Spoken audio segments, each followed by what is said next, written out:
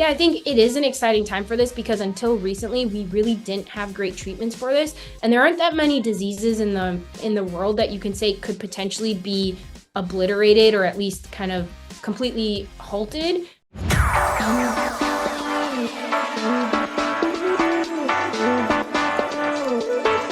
Hi everyone, welcome back to the channel. Today I am talking to Dr. Anjali Tannen. She is a board certified ophthalmologist as well as a fellowship trained cornea specialist. And today we're going to talk about keratoconus, which actually has some newer therapies that have come to the market in the last decade, and not everyone knows about these. So I wanted to educate you guys and on your options if you do have keratoconus. Thanks, Dr. Tannen, for being here. Thank you for having me. All right, so let's just jump right in. What is keratoconus? So it is a disease of the cornea. The cornea is the front kind of clear surface of the eye where the light hits initially before it starts to get focused into the eye. And it's a disease that's thought to be mostly genetic, but definitely has some environmental factors as well, where the cornea, instead of being nice and spherical, kind of like a softball, is getting abnormally shaped because there's a stretching component of the cells in the cornea, and it makes it more of like a cone shape, which is where you get the name keratoconus from. The reality is that what happens as the cornea becomes more abnormal is that it causes thinning of the cornea. And then when the light hits the cornea, it's refracted or bent in an abnormal way. So you get distortion of images and your vision is affected by it. So how is this different from someone who just has astigmatism or something that can be corrected with a glasses prescription? So regular astigmatism, which is very common in the general population, is when there's a slight abnormality of the shape of the cornea, but it's regular. So I would equate that to like a football versus a softball kind of thing. So you can use glasses to neutralize the difference in the slightly oblong shape of the cornea in one direction. Whereas with keratoconus, the abnormality is not near the center and can't easily be neutralized with glasses, which is why the quality of vision deteriorates more. And so if a patient is unable to correct the vision from glasses, is that one of the first signs of keratoconus? How would a patient know if they might be experiencing this? So one thing, honestly, is also to kind of screen for it is a family history. If you know family members who've had it, you'd probably want to get checked earlier. Another thing is significant changes in your prescription. So you might actually be developing it as a young child or teenager. Oftentimes this is first seen in your teens and can progress or get worse in your early 20s and 30s. And what you'll see is a change in your prescription where the astigmatism values in your glasses are going up. So you might actually still be seeing well, but you're having significant changes in the prescription. Will the sphere ever change, or it's usually just the astigmatic value that's changing significantly? It could be both, because as the cornea gets steeper, then the overall prescription of the inside the eye changes as well. You had mentioned family history. How young is too young to be screened for someone who does have a family history? So that's a great question. I think going to regular exams with an optometrist or an ophthalmologist at a young age, like I would honestly say 10 to 12 would be great to just get a screening exam. And in that situation, if you have a family history, I would recommend it with an ophthalmologist because there are new tests that are coming out that can detect keratoconus at a much earlier stage. So one test is actually something called a tomography of the cornea, where we take a look at a picture of the cornea that shows the elevation of the front and the back surface, and we can pick up subtle changes that can be indicative of early changes of keratoconus.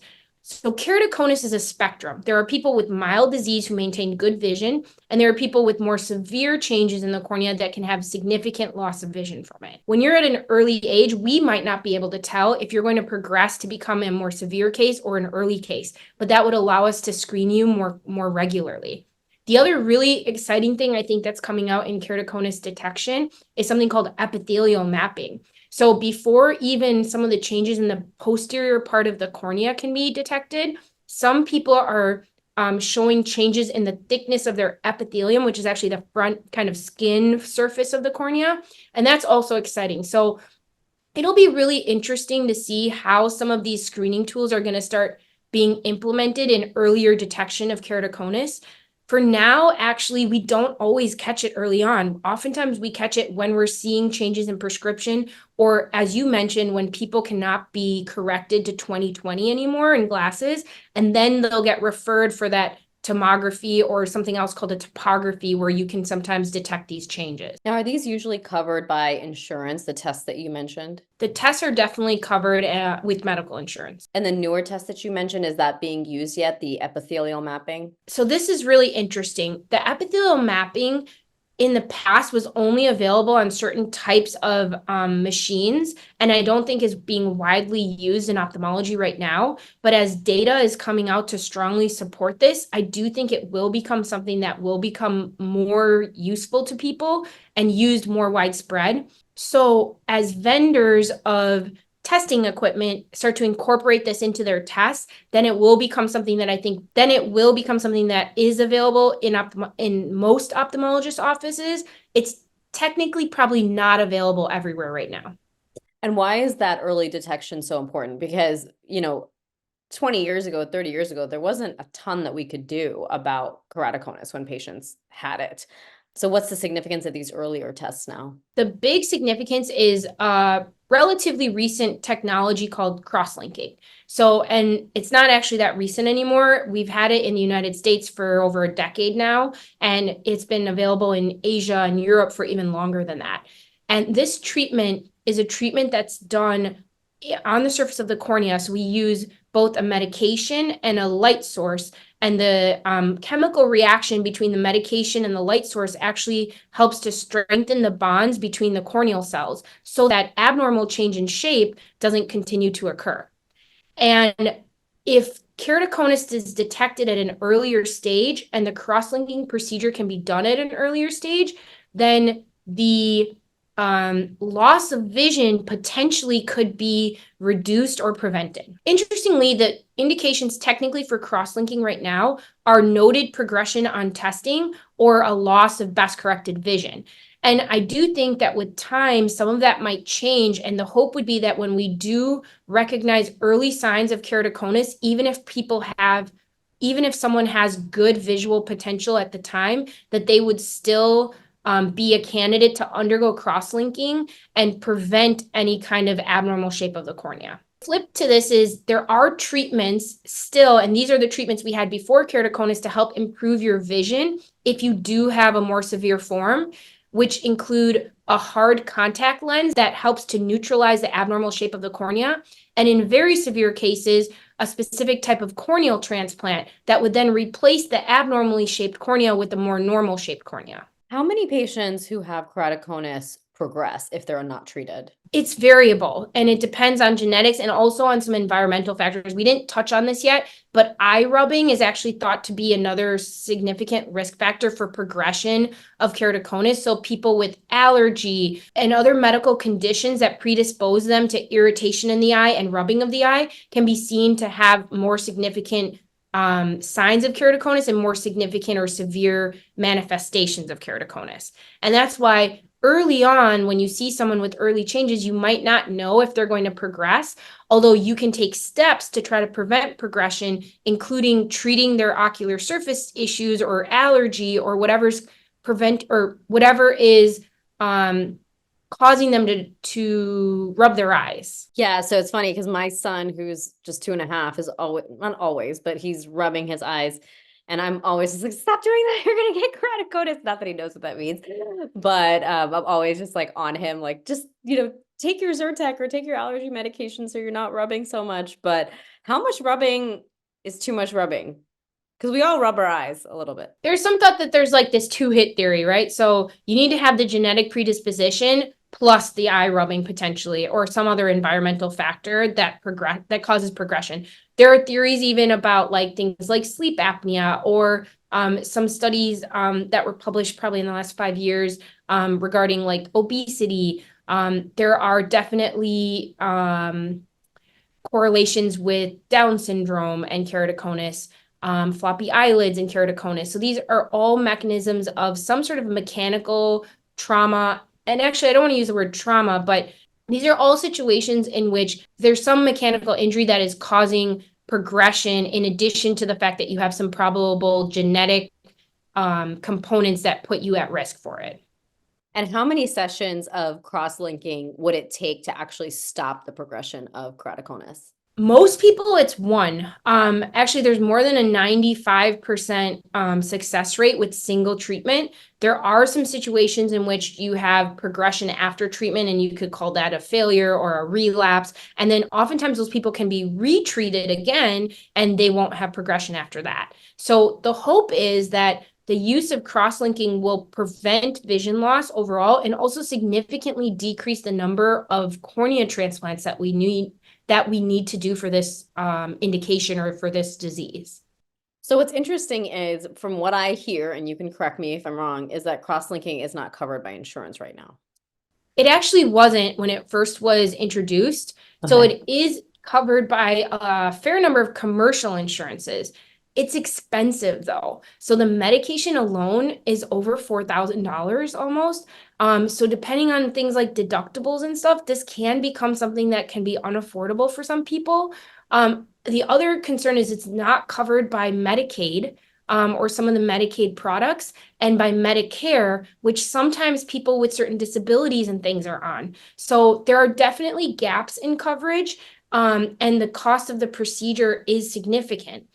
There are studies that are being done in the US, for in certain places in the US where people can get around that. So there are two types of cross-linking. There's something called epithelium on cross-linking and epithelium off cross-linking.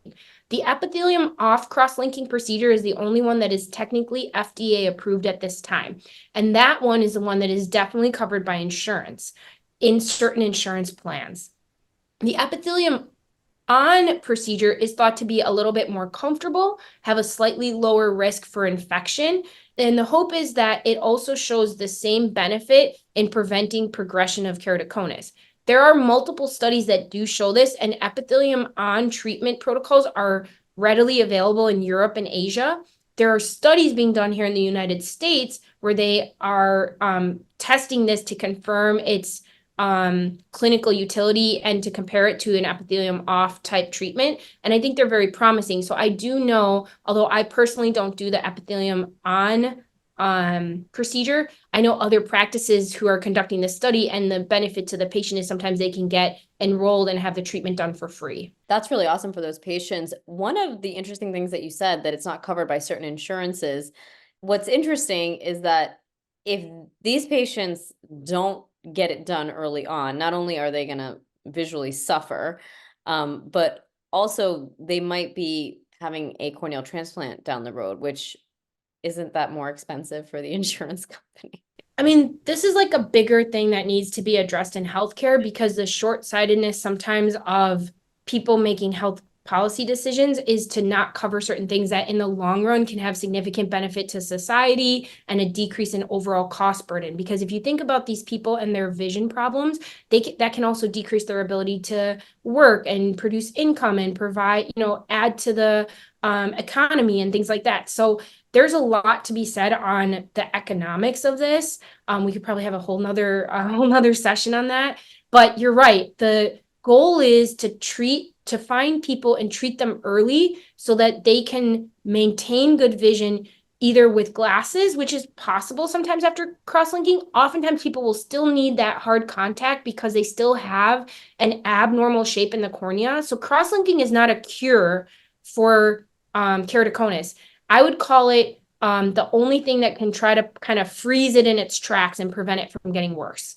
And so people can maintain good vision and can tolerate contact sometimes better. And then the hope obviously is that they never end up needing a cornea transplant. But the people who continue to progress or who are detected late, they oftentimes have loss of vision that affects their ability to work. Some people can't tolerate contacts. So later in life, their vision and their visual potential is decreased because of their inability to wear contacts. So there are a lot of downstream effects to not catching this early. Yeah, so that's interesting. So it's not going to cure it, but it's going to stop it. That's the hope. Yep. And if they are not successful in the first treatment, like you mentioned, what is the time lapse between the first treatment and then trying to retreat them? How long do you have to? Theoretically, you could do it within 3 to 6 months, as quickly as you see progression again.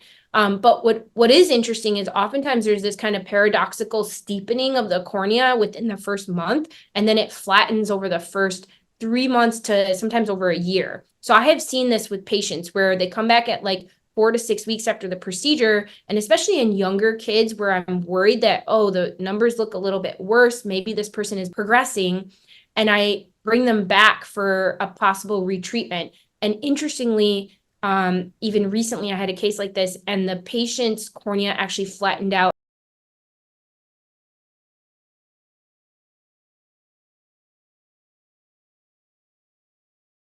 Help you determine if they're getting better or worse. And so it's not like a 1 or 2 week thing. It's usually like a 3 to 6 month thing to determine what the shape of the cornea is becoming.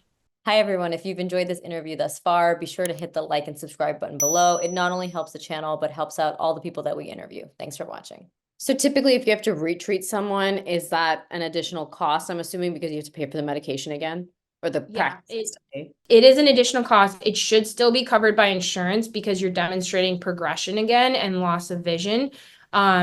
I have not had to retreat anyone, thankfully, knock on wood. But I've been concerned about a few people, and they are younger people. So if oftentimes I'm doing cross-linking on people in their late 20s or early 30s sometimes, and that's when they end up coming to me.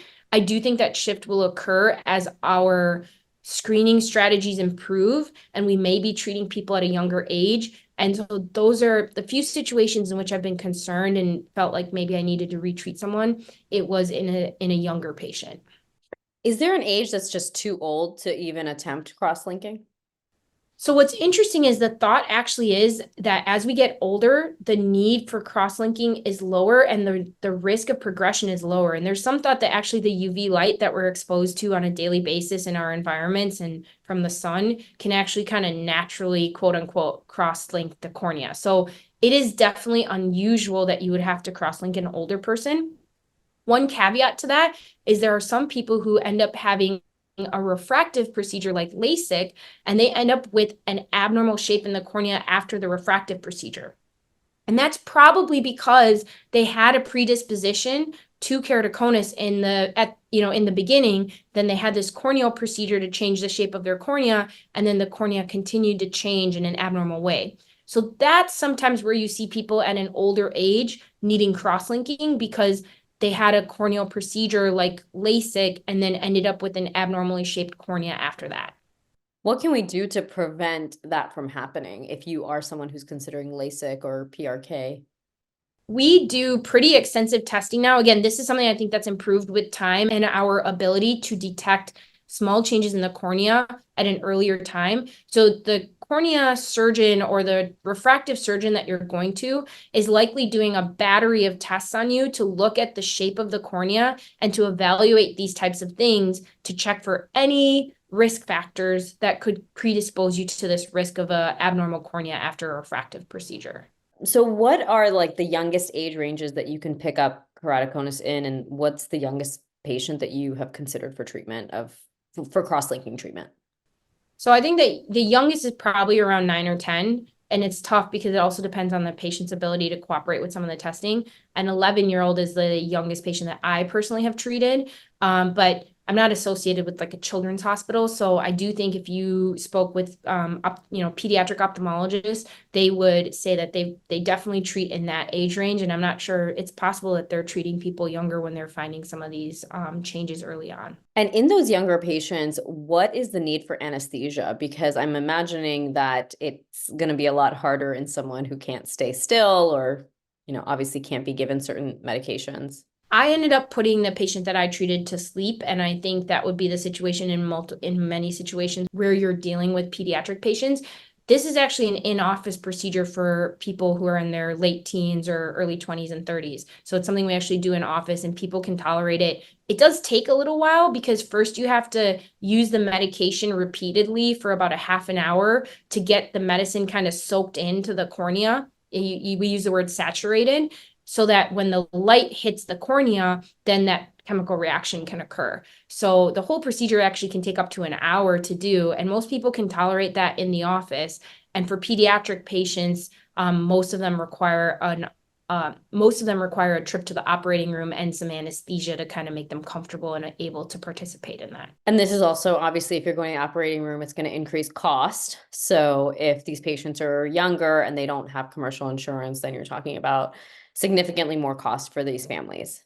Yeah, and I think Medicaid is the big consideration here. There are assistance programs available for some patients to get the medication through an assistance program, which pays for the medication, but it does not pay for the procedure always. Although there are ways to do this in terms of like doing an examination under anesthesia or other things that are medically necessary in addition to just the cross-linking procedure that would probably help offset some of those concerns. I know you kind of alluded to this in the previous statement, but could you just go through the steps that are involved? A patient comes into your office. How does the whole cross-linking procedure work? Yeah. So first we screen the patient to determine if they are a candidate, if they have a decrease in best corrected vision, or there's noted progression in their exam. The day of the procedure, they come in. We review the steps of the procedure with them. In older patients, we'll give them like an oral medication to relax them a little bit in the office. And then they literally just sit in a exam chair and get laid back. So they're laying flat. And to start, because I do the epithelium off version of this, I will actually remove the surface layer of the cornea called the epithelium with a little spatula. And once I remove it, then one of my technicians will actually keep dropping the medication on the surface of the cornea for anywhere up to 30 minutes, every couple minutes to saturate the cornea with the medicine.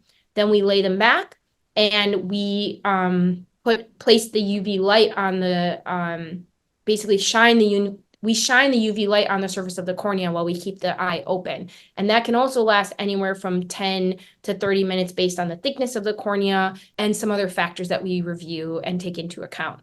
After we're done with the procedure in the epithelium off version, we put a bandage contact lens in. And that's like a contact lens similar to what people wear sometimes just to correct for their glasses, but it helps to protect the cornea as that top layer heals back, which can take 5 to 7 days usually. And that is a little bit uncomfortable for people sometimes because it's like having a scratch on the cornea. So you'll have some burning and irritation and redness and definitely blurry vision, at least for the first week. It also causes fluctuations in vision that can sometimes last longer. So I usually will tell people you can get fluctuations in vision and changes over the first month. And I usually don't refer patients back for a contact lens fitting again for at least the first 4 to 6 weeks until I see that there's stabilization. How's the eye staying open with a speculum, or is Yeah, it? we use a little instrument to kind of hold the eyelids open while the patient is under the light. Now, typically when we've done this before, like when I've done this before in surgery, I have someone dropping the cornea with artificial tears to keep the surface clear so I can see when I'm doing cataract surgery.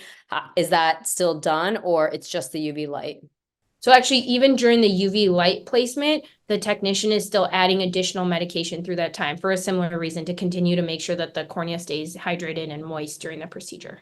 So finally, if someone doesn't have insurance or this isn't covered at all, what can a person expect to pay a range? I know it's going to differ from office to office, but what are the ranges per eye of treating this out of pocket?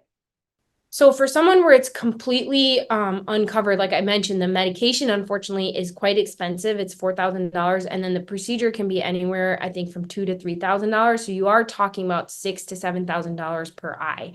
However, that's almost never the situation, as far as I understand, because of the assistance program in patients who can't afford the medication or don't have insurance. We often can at least get the medication covered by an assistance program, and then they pay a self-pay rate for the procedure. And then, like I mentioned, the benefit right now, I think also is there are studies being conducted by some ophthalmologists in certain parts of the country that you could refer the patient to for treatment that might allow them to have it covered and at no cost. Is there a way a patient can get more information about the assistance program that you talked about or the studies that are being done? I can email you. So yes, we can provide you the name of the study, and I think they have I think they have a website, but I have a form I could email you for that. In terms of the assistance program, it basically is requesting certain like income questions and stuff. So we oftentimes my staff will go through it with the patient and have them fill out the questionnaires and get the necessary information to submit it to the company for approval. And for anyone watching, what we'll do is I'll just link the website in the description below so people can have access to it. All right, this was super interesting. Any final words on keratoconus? Because I know it's been a really pretty rapidly changing field, and there's ongoing studies even right now. So anything that you'd like to our audience to know about? Yeah, I think it is an exciting time for this because until recently we really didn't have great treatments for this, and there aren't that many diseases in the world that you can say could potentially be obliterated or at least kind of completely halted. Crosslinking and the treatments for keratoconus I think are really exciting right now. And as I mentioned, the most exciting thing is if we have the ability to do a quick 30-second scan of someone's cornea, maybe it's in their kindergarten exam, or we take them to schools or something like that, and we can check for some of these basic changes in the cornea and detect it earlier. It's something that we could definitely treat and prevent future problems for people. This was really helpful. Thanks so much for being here. For anyone who is in the Illinois, Chicago area, what is the best way they can find you? Yeah, so I am part of a multi-specialty practice, University Ophthalmology Associates. We have locations in Skokie, Libertyville, downtown as part of Rush University Medical Center, and in Oak Brook. And I'm happy to link my website here. We have multiple cornea specialists, glaucoma specialists, and comprehensive ophthalmologists.